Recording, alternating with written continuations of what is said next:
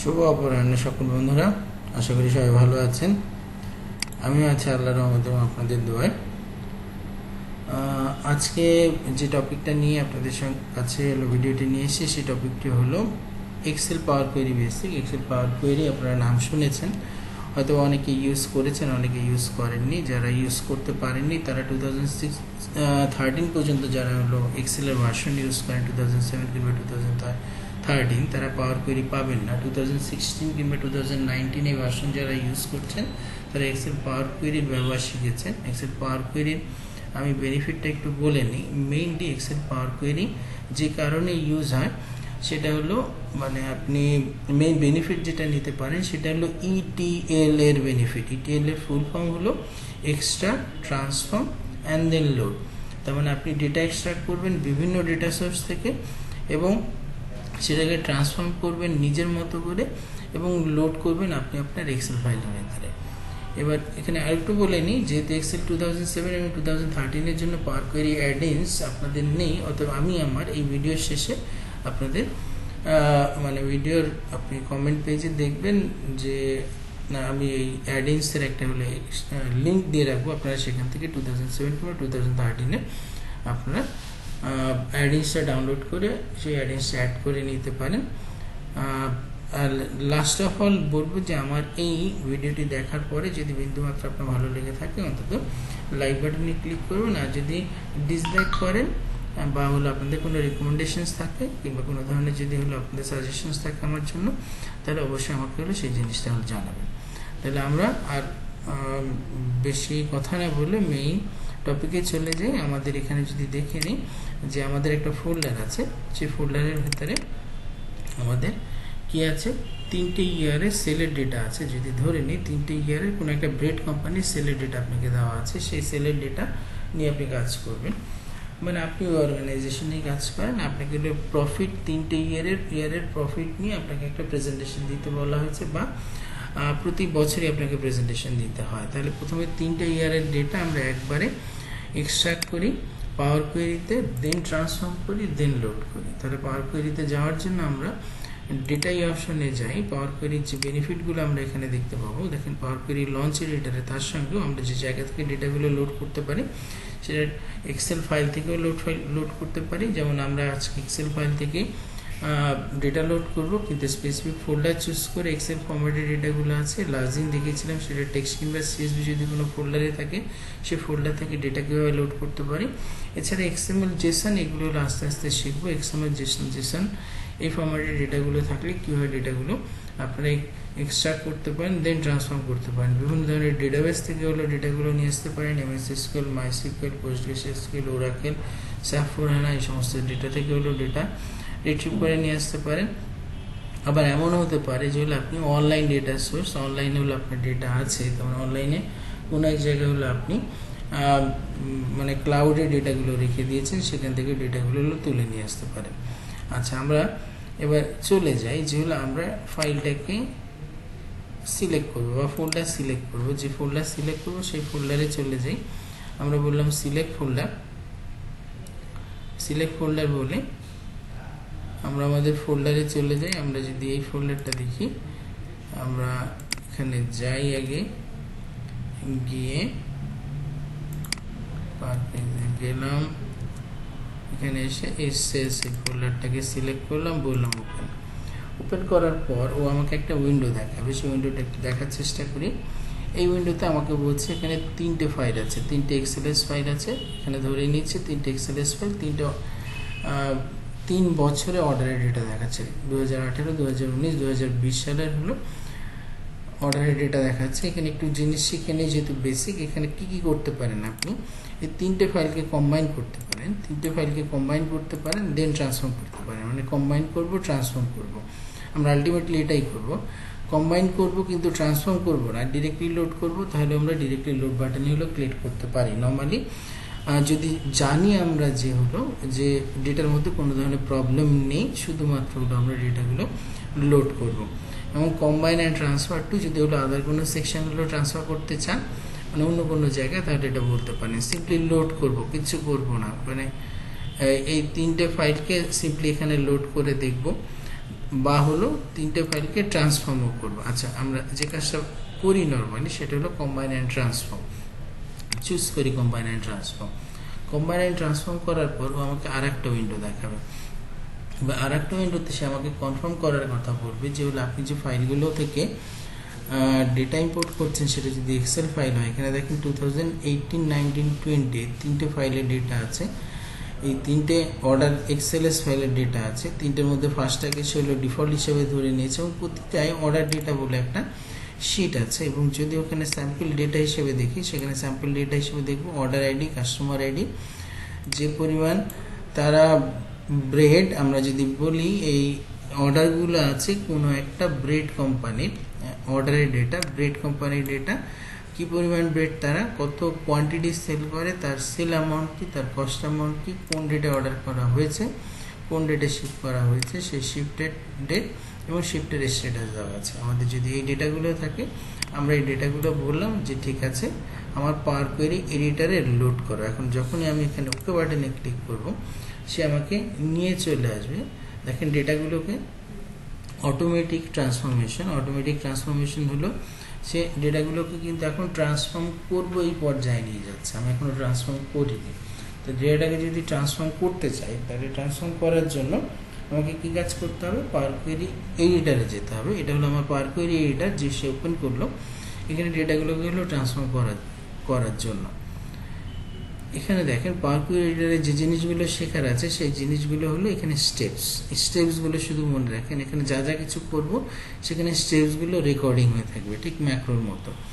তো ম্যাক্রোর থেকে অ্যাডভান্টেজ হলো এখানে এরকম যে ম্যাক্রোতে আপনাকে অনেক কিছু, মানে ম্যাক্রোর বিহাইন্ডে VBA কাজ করে, এরও বিহাইন্ডে একটা এম ল্যাঙ্গুয়েজ কাজ করে, কিন্তু ম্যাক্রোর থেকে এখানে বেনিফিট অনেক হলো বেশি। অতএব আপনারা যখন লাস্ট পর্যন্ত পাওয়ার কোয়েরি শিখে ফেলবেন, তখন আর বলবো না যে হলো আমি ম্যাক্রো ইউজ করবো রিপিটেটিভ কাজ হলো রিমুভ করার জন্য। আচ্ছা, এখানে যদি আরেকটা দেখি কি কি আছে, এখানে দেখেন এলো পাওয়ার কোয়েরি রিবন আছে। পাওয়ার কোয়েরি রিবনে home, transform, add columns, even view. তাহলে হোমে এসে যদি দেখি, এখানে হলো ক্লোজ অ্যান্ড লোড, আমাদের যখন কাজ শেষ করা হয়ে যাবে, এখানে আমরা হোমে যা যা কিছু পাচ্ছি সব কিছু আমরা রাইট ক্লিকে পাবো। ইভেন ট্রান্সফর্মে যা যা কিছু পাচ্ছি সব কিছু হলো আমরা রাইট ক্লিকে পাবো। আমরা যদি হলো হোমে গিয়ে দেখে আসি, এখানে হলো হোমে গিয়ে রিফ্রেশ করতে পারি, ডেটাটাকে হলো রিমুভ করতে পারি, স্পেসিফিক রোকে অ্যাড করতে পারি, বা কোনো একটা রোকে কিপ করতে পারি। মানে হলো আমরা যদি কোনো একটা রো বলে এখানে ভুল করে রিমুভ করে দিয়েছি, সেই রোটাকে রিমুভ করতে পারি। স্প্লিট কলাম, গ্রুপ বাই, এগুলো আমরা শিখবো আস্তে আস্তে। মার্চ কোয়েরিজ, ট্রান্সফর্মে আমরা ডেটাগুলোকে কীভাবে ট্রান্সফর্ম করবো সেই জিনিসগুলো, এবং আমরা রাইট ক্লিক হলে আমরা সেই জিনিসটা করবো। আচ্ছা, আমরা একটু দেখে আসি তাহলে রাইট ক্লিক। এগুলোর সঙ্গে ফ্যামিলিয়ার হবো আস্তে আস্তে প্রতিটা ভিডিওতে। ভিডিওটা বড় না করতে চাইলে আমরা ছোট করি এবং এফেক্টিভ করি ভিডিওটাকে। প্রথম কলামটা দেখেন, যেহেতু ফাইলের নাম আছে, প্রথম কলামটা আমার দরকার নেই। আমি বললাম প্রথম কলামটা আমি রিমুভ করে দিতে চাই, ঠিক আছে। এবং এই জিনিসটা যদি বলি, এই জিনিসটা একটু দেখাচ্ছে, মানে আমার পাওয়ার কোয়েরি এটাকে বড় করলাম। এবং এখানে যদি ডেটার মধ্যে দেখি, ডেটার মধ্যে দেখেন এখানে XXX প্রোমো। তো ব্রেডে আমরা যদি বলি order ID XXX, order ID XXX, এখানে দেখে বোঝা যাচ্ছে যে কোনো প্রমোশনের জন্য তারা হলো ফ্রি এই অর্ডারগুলো দিয়েছিল। ফ্রি অর্ডারগুলো, তার মানে এগুলো তাদের কোনো প্রফিট বয়ে নিয়ে আসেনি। তাহলে সেক্ষেত্রে আমরা হলো এই ডেটাটাকে যদি বলি, যখন হলো আমরা এক্সট্রাক্ট করেছি এটা থেকে, কিন্তু যখন আমরা ডেটাগুলো তুলে নিয়ে আসবো তখন এই XXX এই ডেটাগুলো আমরা আমাদের ডেটার মধ্যে চাইবো না, ঠিক আছে। এবার তার পরের অপশনটা দেখি, এখানে ডেটা টাইপটা যদি দেখি, লাস্ট দিনে বলেছি ডেটা টাইপটা দেখে বোঝা যাচ্ছে 1 2 3, তার মানে এটা হলো নিউমেরিক। ABC, তার মানে এটা টেক্সট ফিল্ড। 1 2 3 numeric, 1 2 3 numeric. 1.2 হলো ডেসিমাল ভ্যালু, যেটা সাপোর্ট করে। অর্ডার ডেট ফরম্যাটে এখানে ডেট টাইম পিকার দেখিয়েছে। এটা হলো আমরা দেখি অর্ডারের স্ট্যাটাস। আচ্ছা, আমরা এক একটা কলাম দেখে যাই। তারপরেরটা আছে হলো কাস্টমার আইডি। এখানে দেখেন শুধু কাস্টমার আইডি নেই, কাস্টমার নেমও ঠিক তার পাশে দেওয়া আছে। তাহলে আমরা কাস্টমার আইডি আর কাস্টমার নেম এই দুটোকে হলো স্প্লিট করে দেখাবো, কিন্তু মাঝখানে ওদের সেপারেটার এখানে দেখতে পাচ্ছি আমরা। সবসময় তারা সেপারেটার হিসেবে ইউজ করে কি একটা হাইফেন ইউজ করে। তাহলে আমরা রাইট ক্লিক করলাম, কলামটা সিলেক্ট করলাম, কলামের উপর রাইট ক্লিক করলাম, রাইট ক্লিক করে আমরা যে জিনিসটা বলি স্প্লিট কলামস বাই ডেলিমিটার। এখানে বাই ডেলিমিটার বললে আমাকে যে উইন্ডোটা ওপেন করে সে দেখাচ্ছে, কিন্তু স্প্লিট কলামসে দেখেন আপনার এখানে স্প্লিটে এখানে আছে যে হাইফেন, তাহলে হাইফেনের আগে একটা স্পেস দিলাম, হাইফেনের পরে একটা স্পেস দিলাম। কলাম কয়টা কলামে স্প্লিট করবে এখানে দেখে নিলাম, 2টা কলামে স্প্লিট করবে, কলাম 2টা স্প্লিট কলাম। এবার প্রথমে একটা কাস্টমার আইডি 1, কাস্টমার আইডি 2, আসলে আমাদের এটা তো কাস্টমার আইডি, আমরা এটাকে বলি এটা কাস্টমার আইডি, তারপর এটা কাস্টমার আইডি, এটা কাস্টমারের নেম, এটা কাস্টমার আইডি না বলে এটা রিমুভ করে কাস্টমার নেম, আপনি নিজে পুরোটা টাইপ করতে পারেন। দেখেন কাস্টমার আইডি সে নিউমেরিক, কাস্টমার নেম সে হলো আমাদের কি ডেটা টাইপে রেখেছে, কাস্টমার নেম হলো সে ডেটা টাইপে রেখেছে হলো টেক্সট ডেটা টাইপে। ব্রেড এটা 1 2 3, সেলস, সেলস এটা দেখেন এটা সেলস, এটা যদি 1 2 3 এবং এটা যদি 1.2, তার মানে দুটোই হলো আসলে আপনার কারেন্সিতে কনভার্ট করা উচিত। আমরা এখানে ডেটা টাইপ চেঞ্জ করতে পারি, আমরা যদি দুটো সিলেক্ট করি, দুটোর ডেটা টাইপ যদি যারা দেখেন, আমি লাস্ট দিনের ভিডিওর সঙ্গে সিমিলারিটি রেখে হলো কথাগুলো বলছি, যারা লাস্ট ভিডিওটা দেখেননি তারা অন্তত লাস্ট ভিডিওটা দেখবেন, যাতে আপনার আজকের ভিডিওটা দেখতে সুবিধা হবে। তাহলে সিলেক্ট করলাম দুটো হলো কলাম, দুটো কলামে সিলেক্ট করে এই চেঞ্জ ডেটা টাইপ বলে আমরা এখানে বলে দিলাম এই দুটো হলো কারেন্সিতে যাবে। ঠিক আছে, দুটোই কারেন্সি, দুটো যদি কারেন্সি হয় তাহলে দুটো কারেন্সি ফরম্যাটে দেখাচ্ছে, দেখেন ডলার ডলার সাইন, তার মানে হলো কারেন্সি। ঠিক আছে, এবার আমরা যে জিনিসটা করতে যাচ্ছি sell minus cost, sell minus cost এটাই করলে আমাদের প্রফিট হলো ডিরাইভ করতে যাচ্ছি। যদি প্রফিট ডিরাইভ করতে চাই তাহলে প্রথমে সেল কলামটা সিলেক্ট করি, দেন কস্ট কলামটা সিলেক্ট করি। আমরা এই অ্যাড কলামসের এখানে গিয়ে স্ট্যান্ডার্ডে গিয়ে আমরা বললাম সাবট্রাক্ট, সাবট্রাক্টের সঙ্গে আরও বাদবাকিগুলো শিখে আসবো। আমি যখনই সাবট্রাক্ট বললাম ও হলো আমাদের সেল থেকে কস্ট, এই মানে সেল থেকে কস্ট বিয়োগ করে সাবট্রাক্ট করে সাবট্রাক্ট ভ্যালুটা আমাদের দেখিয়েছে। তাহলে আমরা এটাকে চেঞ্জ করে ডাবল ক্লিক করলাম, প্রফিট বানিয়ে ফেললাম। ঠিক আছে, এখন আমরা পরেরটা দেখতে পাচ্ছি হলো order date, ship date and ship date status. Order date আর শিপ ডেট, এই শিপ ডেট আর অর্ডার ডেটের মাঝখানে আমি একটু হলো টাইম দেখতে যাচ্ছি। তার মানে শিপ ডেট থেকে অর্ডার ডেট যদি বিয়োগ করতে চাই এবং যদি দেখতে চাই যে কত দিনে ওরা যে অর্ডার করেছিল, স্পেসিফিক কোন একজন ভেন্ডার কিংবা কোনো একজন এজেন্ট যে অর্ডার করেছিল সেই অর্ডারের ডেলিভারি কত দিনে হলো হচ্ছে, তাহলে সেটা কতদিন লাগছে, সেটার মধ্যে যদি ডিফারেন্সগুলো দেখতে চাই তাহলে এক্ষেত্রে আগে শিপ ডেট দেন অর্ডার ডেট এই দুটো সিলেক্ট করলাম। দেন এই মানে অ্যাড কলাম সেখানে এসে এখানে দেখেন আর স্ট্যান্ডার্ডে গেলাম না, আমি এখানে ডেটে এসে বলছি এখানে ডেট সাবট্রাক্ট। ঠিক আছে, এখানেও ডিউরেশন, ডিউরেশন না বলে আমি এটাকে বললাম lead time, lead time, lead time days. ঠিক আছে, লিড টাইম ডেজ, তার মানে হলো ও আসলে এতদিন সময় ধরে সে শিপ করছে। ঠিক আছে, আমার তাহলে ডেটা ট্রান্সফরমেশন হয়ে গেল। ডেটা ট্রান্সফর্ম করার পরে আমি যদি চাই এই ডেটাটাকে লোড করতে, তাহলে ডেটাটাকে লোড করার জন্য আমি হোম এই অপশনটায় গেলাম, পাওয়ার কোয়েরি এডিটরে গিয়ে হোমে গিয়ে আমি কি কাজ করলাম, ক্লোজ অ্যান্ড লোড। কোথায় লোড হবে, আমি যে এক্সেল ফাইলে গিয়ে এই পাওয়ার কোয়েরি এডিটর ইউজ করা শুরু করেছি সেই এক্সেল ফাইলের ভিতরে এটাকে লোড করলো। আচ্ছা, লোড করলে একটু লোড করার পরে দেখি, লোড করার পরে খুব সুন্দর একটা টেবিল ক্রিয়েট করে ফেলছে। দেখেন টেবিল যে ক্রিয়েট করেছে সেটার মধ্যে order ID, customer name, bread, ship, sales, cost, order, date, ship date, order status, আমরা যে স্পেসিফিক কলামগুলো প্রফিট অ্যান্ড লিড টাইম সবগুলো নিয়ে এসছে। এবার আমাদের পরবর্তী কাজ হবে, যদি এটা রিপিটেটিভ কাজ হয় তাহলে এটা থেকে আমরা একটা পিভট টেবিল ক্রিয়েট করি, আর একটা হলো পিভট চার্ট ক্রিয়েট করি। পিভট টেবিলটা হবে ইয়ার ওয়াইজ আমাদের যে হলো প্রফিট, তার উপরে পিভট চার্টটা হবে ইয়ার ওয়াইজ যে হলো প্রফিট সেটার উপরে। আমরা যদি বলি ফ্রম টেবিল রেঞ্জ, এই টেবিলটার নামটা দেখে ফেলি, এই টেবিলটার নামটা হলো দিয়েছিল, যদি আমরা টেবিলের হলো টেবিল ডিজাইনে যাই, টেবিলের নাম দিয়েছিল সে হলো সেলস। আমরা এখানে এসে insert pivot table, from table data range, আমাকে দেখাবে সেলস। আমরা একটা নতুন ওয়ার্কশিটে যাই, নতুন ওয়ার্কশিটে গেলাম, নতুন ওয়ার্কশিটে গিয়ে আমরা অর্ডারের ডেট ওয়াইজ আমরা প্রফিটটাকে জেনারেট করব। তার মানে অর্ডারের ইয়ার ওয়াইজ, কোয়ার্টার ওয়াইজ সব কিছুই আসছে, আমাদের এভাবেই থাকুক। এভাবে যদি থাকে এটাকে আমরা আর একটু কি কাজ করতে পারি, আর একটু এটাকে আমরা বলতে পারি যে এটা এভাবে হলো দেখেন, আর টেবিলের ডিজাইনটাকে আমরা লেআউটটাকে বলে নিই, এটা হলো টেবিল ফরম্যাটে দেখাও। ঠিক আছে, না টেবিল ফরম্যাটে দেখালে সে আবার কোয়ার্টার অনেক কিছু নিয়ে আসছে, টেবিল ফরম্যাটে সেই জন্য আনলাম না। তাহলে আমাকে কোয়ার্টারগুলো রিমুভ করতে হবে। আমি তাহলে কোয়ার্টার এগুলো রিমুভ করে দিলে টেবিল ফরম্যাটে নিয়ে আসতে পারি। কোয়ার্টার রিমুভ করে দিই, এটাও রিমুভ করে দিই।